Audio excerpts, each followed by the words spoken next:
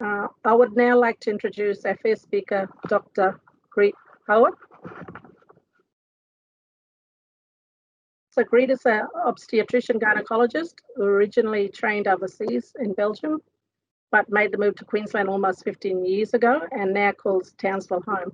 She has been a consultant in obstetrics and gynecology at TU8 since 2011 and the head of department since 2018.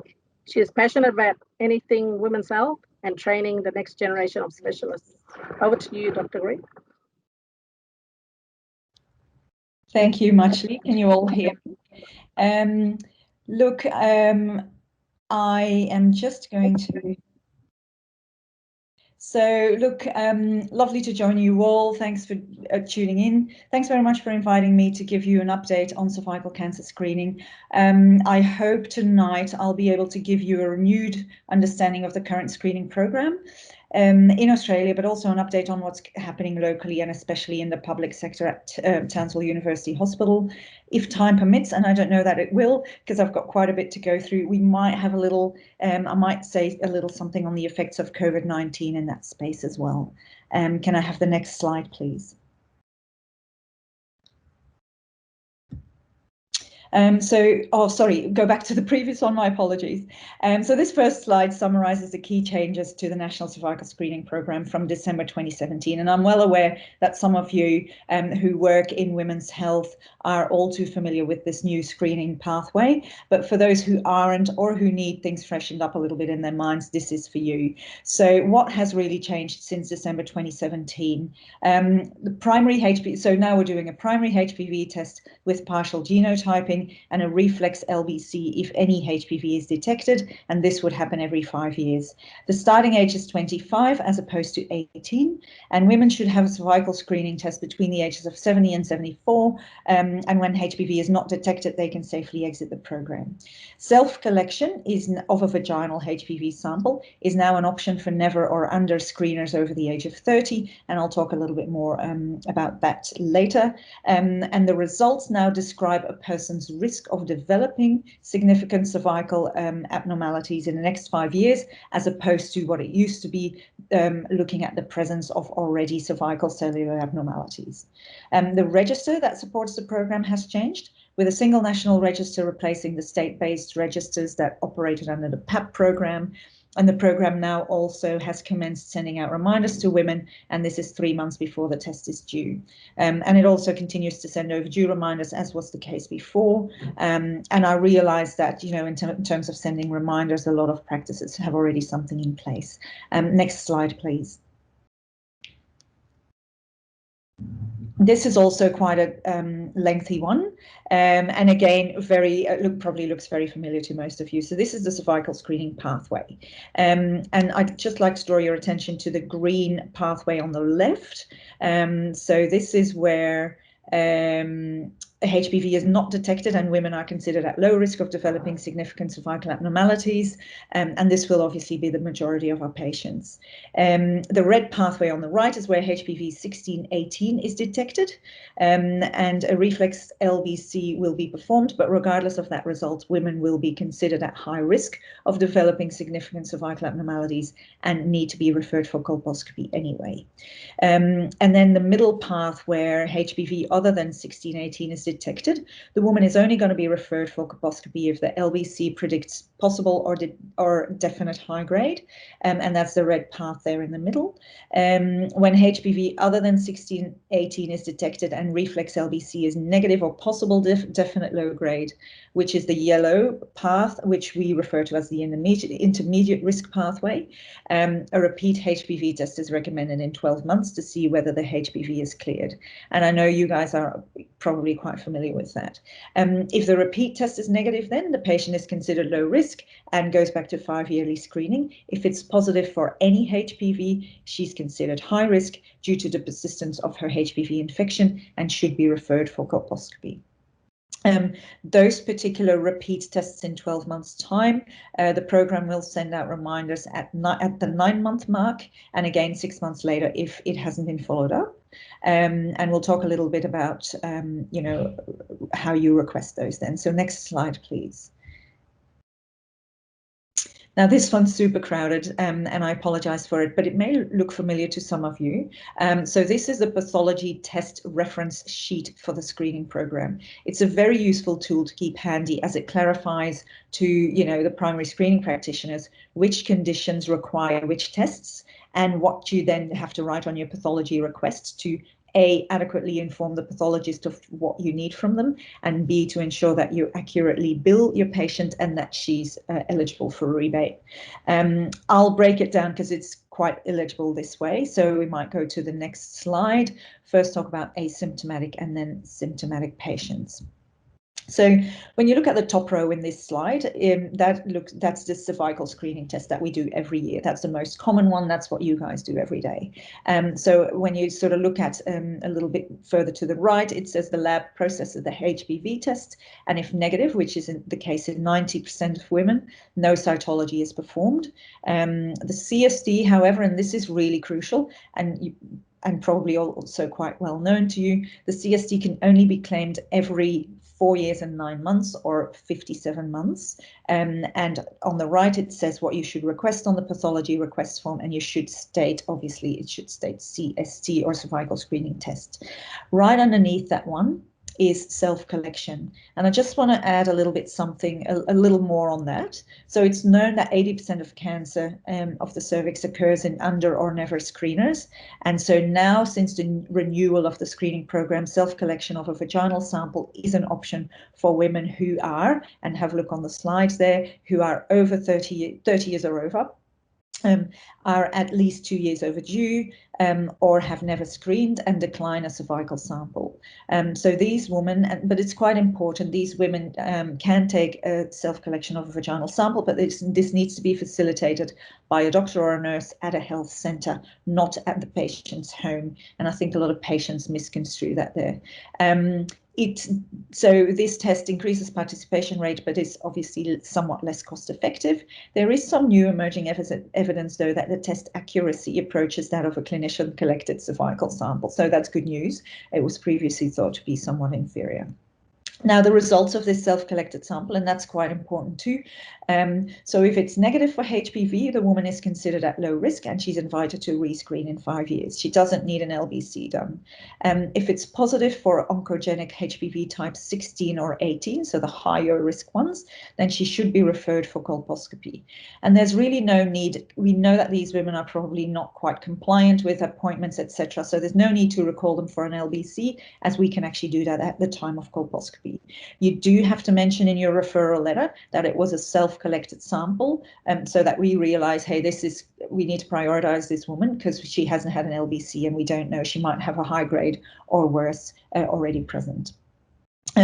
If, on the other hand, the vaginal sample is positive for other oncogenic HPV types, so not 16/18, then the recommendation is that you recall your patient for a clinician-collected sample for an LBC.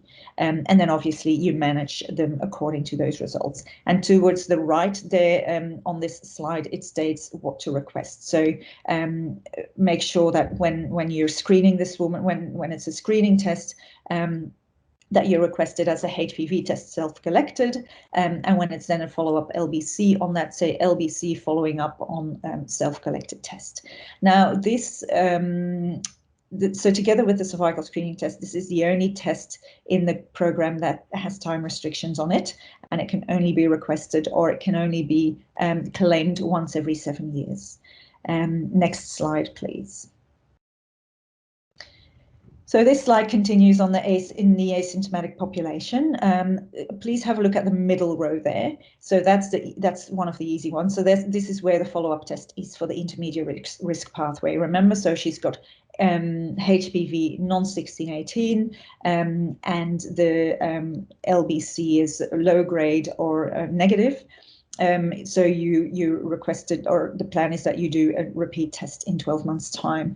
So here it's crucial that the lab will process it similarly. They will do a HPV test, and if it's positive, then they will do a reflex LBC. But it's important that you request it as a follow-up HPV and not a cervical screening test, because otherwise it won't be rebated for your patient.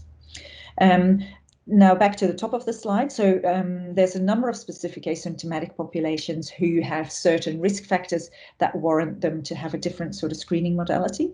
And one of them, so firstly, is the immunodeficient population, women with HIV or solid organ transplant recipients. They warrant more frequent screening about every 3 years. And again, in order to attract the rebate, on the right-hand side, it says what to write on your request. So don't say just CST, say HPV test immune deficient. Then the one below is young girls, so young women, sorry, who had early sexual debut, and that's, you know, prior to the age of 14, and who were not vaccinated prior to their sexual debut. They can be offered a one-off HPV test, so not a cervical screening test. Again, you need to call it HPV test early debut, between the ages of 20 and 24 years of age. And then below that, there's a proportion of women, obviously, who are recommended to have a co-test, which means the lab will perform both tests at the same time. So there's one there that says following treatment for high-grade abnormalities, they should have a co-test 12 months after the procedure, and again 12 months later, so annually thereafter, until the co-test is negative on 2 consecutive occasions. And that is called the test of cure. And obviously, following which they can then go back to routine 5-yearly screening. When a woman's been treated for AIS, though, so adenocarcinoma in situ, the follow-up is more stringent, and so and only really if there were clear margins. If the margins weren't clear, then she needs further surgery. But women post treatment for AIS should have a co-test every 12 months indefinitely, every year for the rest of their lives. And then women who were exposed to DES in utero should be offered a co-test annually, plus a colposcopy of the vagina and the cervix indefinitely every year. So those women, and to the right there it says what to request on your on your pathology test. Obviously, the DES exposed women you guys probably won't have much to do with, because they need their colposcopies anyway, and will have their co-test with us, but that's that exceptional population. Next slide, please. So this slide focuses on symptomatic women. So women at any, and again, this is super important. So women at any age with symptoms suggestive of cervical cancer require diagnostic testing. And that means a co-test and usually a gynecological assessment plus or minus colposcopy. And so not cervical screening. They do not fit into the screening paradigm. So the guidelines, though, have recently been a little bit revised to further clarify testing for symptoms. And so this particular slide, please ignore it, because this is actually hasn't been updated after the revision. So I've kind of taken the liberty to summarize it for you myself. So next slide, please. So the following signs or symptoms can be suggestive of cervical cancer and require further investigation.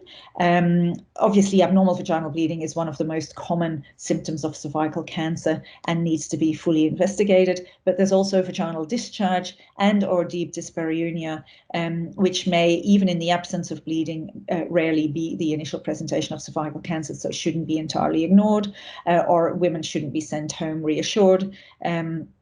And as I mentioned, any of these symptoms require a review of her history, clinical assessment of the cervix, and investigation with a co-test. Next slide, please. So what do we mean with abnormal vaginal bleeding? And I want to clarify some of these things because not every unusual vaginal bleeding warrants a colposcopy or a co-test. So obviously, postmenopausal women with any episode of vaginal bleeding, and the key word here is any episode of postmenopausal bleeding, needs to be investigated with a co-test and referred for gynecological assessment. And what they mean by gynecological assessment is obviously that involves a colposcopy as well. Premenopausal women then at any age, and that's crucial as well, any age, even if she's under 25, with unexplained intermenstrual bleeding. Again, the key word here is also unexplained. So a woman who's on the pill and who's skipped a few pills and she's got breakthrough bleeding, she doesn't count because it's pretty well explained. So premenopausal bleeding, any age, unexplained intermenstrual bleeding should have a co-test and again, referral for colposcopy. and gynae assessment.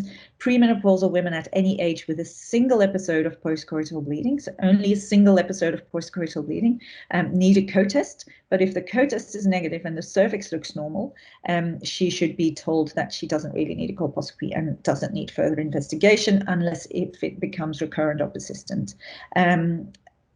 As mentioned, and if it's recurrent or persistent, needs a referral for colposcopy. Next slide, please. So the following circumstances do not require co-testing or referral for colposcopy: breakthrough or irregular bleeding due to hormonal contraception. And so this is the pill, this is women on the Mirena, Implanon and Depo. All of those can result in some irregular bleeding, as long as it fits within, what can be expected from those hormonal contraceptions. She does not need a co-test or referral for colposcopy. That doesn't mean, obviously, that she doesn't need gynecological assessment or a CST when she's due for that. Contact bleeding at the time of obtaining a cervical sample, again, does not warrant a co-test or referral for colposcopy. When you take your sample, that's a cervical screening test. The results will guide your management. And heavy regular periods, so heavy menstrual bleeding or menorrhagia, again, does not actually constitute abnormal unexplained intermenstrual bleeding and doesn't need a colposcopy. Next slide, please.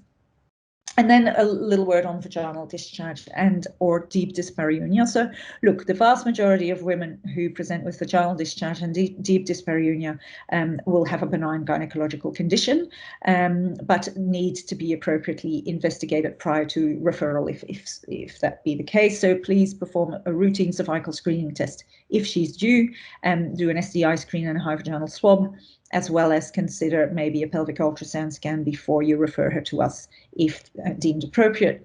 However, unexplained, persistent, keywords here again, unexplained, persistent, unusual vaginal discharge, especially if offensive and bloodstained, can be a sign of an early sign of cervical cancer and needs to be formally investigated with a clinical examination by yourself of the cervix, which would again include an STI screen and a high vaginal swab, and a co-test this time, so not a CST. If the co-test is abnormal, obviously needs a colposcopy, but even if it's normal, may still require gynecological assessment.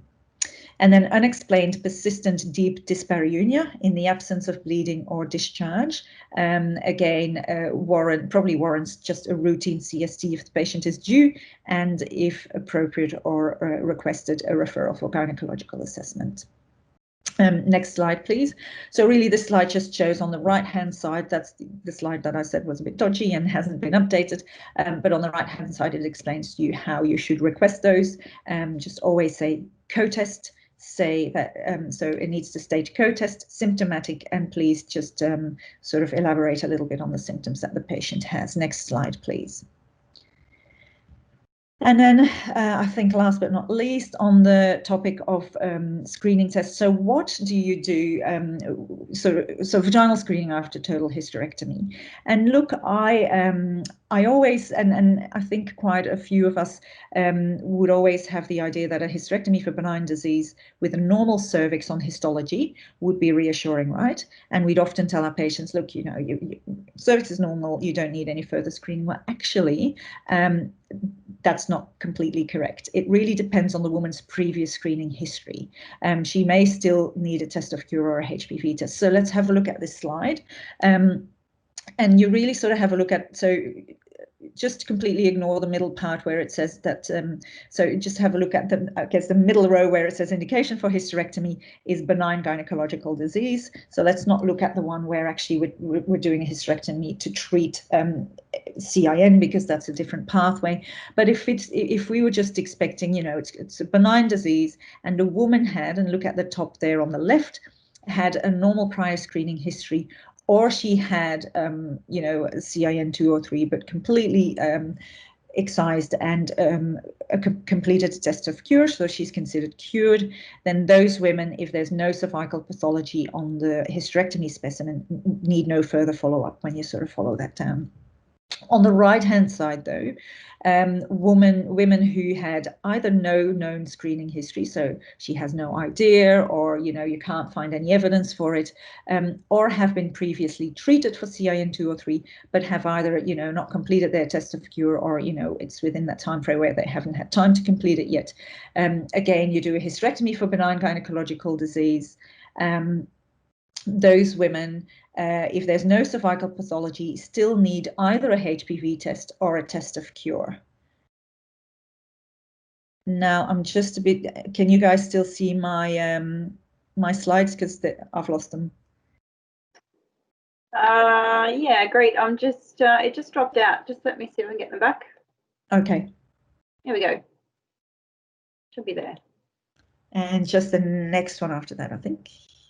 No, go back to the previous one. Sorry, Janine. That one? Yeah. Thank you. So yeah, I don't know if you guys missed that, but on the right hand side, so where it says no cervical pathology, the women who had previous treatment but no full test of cure will still need a full test of cure, despite the fact that their cervix was perfectly normal on histology. And a little bit to the right there, where you have no known screening history, cervix perfectly benign on histology, this woman will still need a HPV test 12 months and 24 months after her surgery. So that is quite important, and led to a bit of confusion in the past. Next slide, please. And so that's where it really says what you need to request on the pathology request.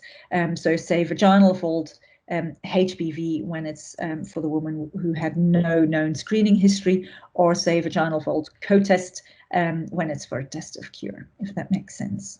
Next slide, please. So that was really an overview of the screening pathway. Now I'd like to move on to, I guess, what happens when you refer a patient for colposcopy to us, how to refer, and what happens on our side when we receive the referral. So these next couple of slides are copied from the clinical prioritization criteria, the CPCs, may be quite well known to you guys, and they guide us to how to triage and categorize our referrals, but they also guide you guys as referring practitioners on what essential information is required on your referral. And health pathways also have a link to them when you go through the steps on how to refer, and that can be useful if you don't refer regularly for colposcopy. So they actually help you ensure your referral is complete, so there's no undue delays in your patient getting their appointment, and certainly you don't get it sent back to complete it for us. So look, and so on that slide it says the reason for request or the indication for the referral. Obviously that's generally quite well done. The essential referral information there, so it says a clinical history, a patient history, is there any abnormal bleeding, is there any a vaginal discharge, deep dyspareunia, what was her previous screening history like. Sometimes some of that essential information is lacking, and my next slide has a bit more on that. And then the additional information down the bottom is always good to have. It helps us triage, it helps us prioritize, but some of it, such as an STI screen, might actually shift over from additional nice to have information to essential information in the setting of women with abnormal vaginal discharge, etc. So we'd rather have you send us more than less. Next slide, please. So look, some errors that we come across when we categorize our referrals. One of the things that I often, well, not often, that I occasionally see is when, a lovely referral letter that states, recent CST showed HPV 18 with LSIL, but actually the printed pathology report is not attached. And so, what we kind of really want to know as well is, okay, so when was this CST taken? Whether it was possible or definite LSIL, because your letter didn't state it, and whether there was an endocervical component present. Because if an endocervical component is absent from the sample, it means that the sample did not include the squamous columnar junction, that there may be higher grade abnormalities missed and wasn't picked up by the LBC sample. So for us, it helps us triage, and we definitely need to see the printout report.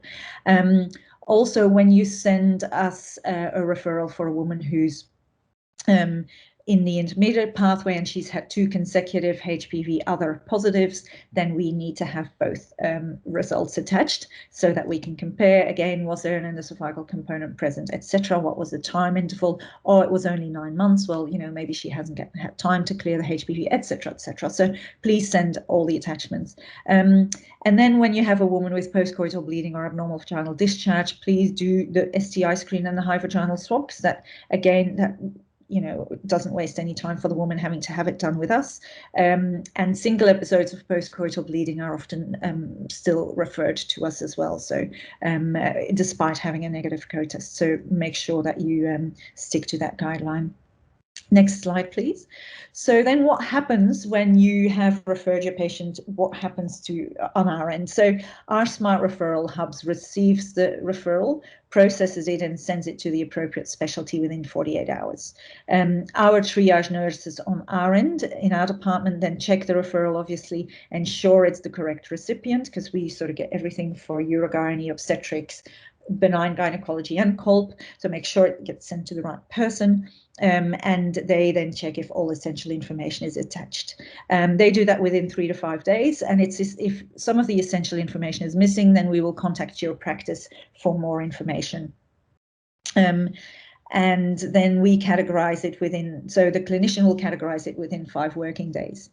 And then the booking officer will receive it, and the patient is put on a wait list according to category. And so all of that happens within 10 days really from your referral.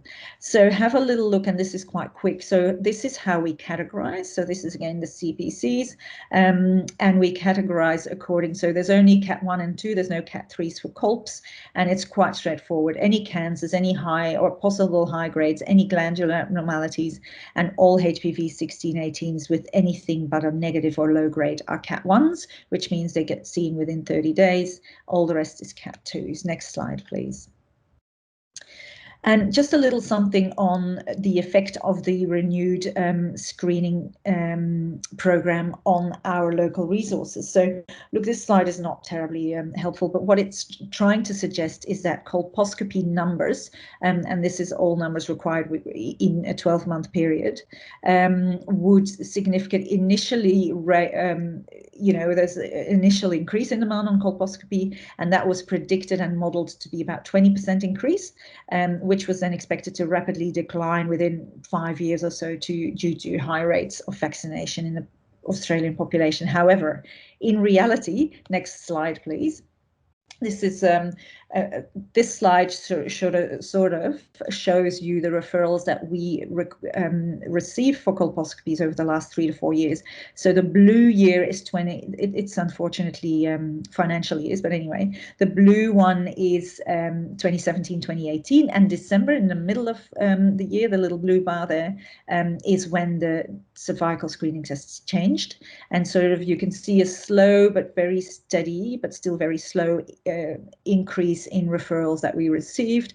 But when you sort of look on the left there, July, August, September 2017, we had an average of 40 new referrals in per month for colposcopy. And look at the orange bars, which is this year, July, August, September, we get an average number of referrals in per month of about 95 to nearly 100. So that's not a 20% increase, that's much more than that. And so it makes it quite difficult for us with the same resources, the same number of clinicians and specialists actually get through those numbers. So you will probably have noticed that we've got a bit of a wait list. We try to get through them as much as we can. We have ramped up our capacity from 33 to 75 news per month, but we're still a little bit short. So what I'm trying to say is if your patient has private health insurance, by all means refer them privately, because they will get seen much more quickly, and it doesn't put as much strain on our stretched system. And look, this was really it for me.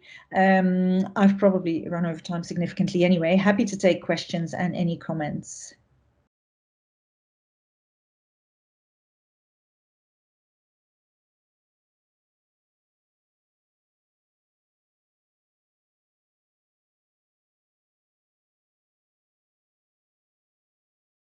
So these slides, sorry, these COVID slides were just in case I had some more time, but I think I've run out of time, haven't I?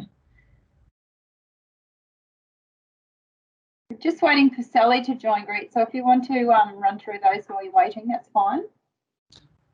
Sure, no problem. So they're not very exciting really. So and now it's gone again. Have you got it there still?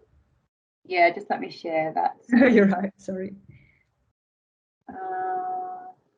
So look, essentially, we've been very fortunate that we're not in lockdown here like in Victoria, and we can actually continue business as usual at the moment. But for those 2 months that we actually had some changes in our practices, it made it quite difficult. And you know, God knows, times may change again. So here's, I guess, a summary of effects and of recommendations for during COVID times. So essentially what I'd like you guys to know, and these are guidelines based on RANZCOG, ASCCP and British guidelines. So anyone obviously, and it depends a little bit on clinical capacity of your practice at the time when COVID hits, but the government encourages to continue to offer routine screening and follow up as much as we can. But if you must pick and choose, then definitely prioritize any women with symptoms of cervical cancer, which is what we have already discussed, and follow up of your higher risk results as well, which includes your HPV 16/18s and your HSILs. Test of cures, they do recommend that you continue with them, and overdue or never screeners again need to be opportunistically screened because they are the ones that will develop cancer, statistically speaking. Next slide, please. If you must delay something, then what was considered relatively safe to delay by at least 3 to 6 months is women for a 12-month follow-up of their HPV non-16/18 with a negative or a low-grade cytology. So they don't recommend delaying more than 6 months, but this already gives you a bit of leeway with your practice. New screeners, so women just turning 25 or your the women just turning 25, they should have a substantial protection, so either through direct HPV vaccination or herd immunity, and is safe to delay by 3 to 6 months. And also your routine screeners who've always had negative tests can probably be safely delayed by up to 6 months. If you delay, however, notify the National Cervical Screening Register so that they can send their subsequent reminders at the correct time. And your practice staff can do that as mentioned there. And there's also some further information. COVID in our time, look, I just wanted to mention that April, May and June, I lied there on that slide. Sorry, next slide, please, sorry.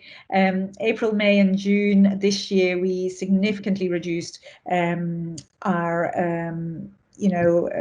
clinical work based on the pandemic response of THHS, and only Cat 1 and 2 referrals were accepted. Now with colposcopy, the good news is those are Cat 1 and 2, so we didn't drop too much, but it did increase our waiting list a little bit. Next slide, please, and I think that's probably the last one. And then they mentioned something about categorization for colposcopy, and the overriding principle was really, try and see as many as you can. Sometimes you can counsel women through telehealth, etc.